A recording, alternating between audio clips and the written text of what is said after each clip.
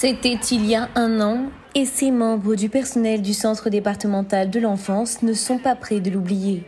L'instauration du premier confinement lié à la crise sanitaire. Une période sans précédent durant laquelle ces fonctionnaires ont dû enfiler différentes casquettes pour pouvoir accompagner au mieux les enfants. Il a fallu travailler sur les organisations de travail, renoncer à une partie de leurs congés, pour ne pas dire tous leurs congés, faire preuve de créativité, se transformer en instituteur, pallier à l'absence de la rencontre avec le parent, accompagner l'enfant dans ses angoisses, dans le manque qu'il peut avoir de sa maman, qu'il ne voit plus, qu'il l'a par téléphone. Donc créer des espaces d'échange avec la famille par visio. Et donc, si vous voulez, ça a été une contrainte d'adaptation à laquelle les équipes ont tout mis en œuvre pour que la période de confinement de ces enfants se déroule dans les meilleures conditions.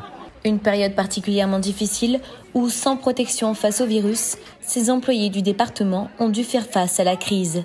Ils réclament aujourd'hui, eux aussi, la prime Covid. Pour nous, la mission, elle était vraiment remplie et on pensait presque naturel qu'on serait valorisé là-dedans et qu'on avait droit à cette prime. Et au-delà de la valeur financière de cette prime, pour nous, elle est un acte symbolique de reconnaissance de l'engagement, tout simplement.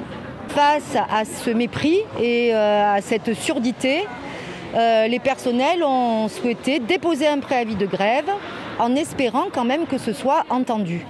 Il se trouve qu'aujourd'hui, nous avions demandé à ce qu'une délégation des personnels soit reçue, que nous avons eu à 10h, donc les personnels étaient présents depuis 9h. À 10h, nous avons eu la réponse comme quoi il y avait une fin de non-recevoir catégorique pour recevoir la délégation des personnels.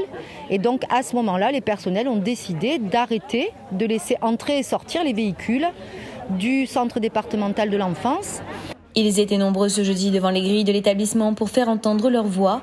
Après avoir tenté en vain de prendre contact avec le président du département, Marc Giraud, ce blocage devrait être reconduit jusqu'à obtention d'une audience.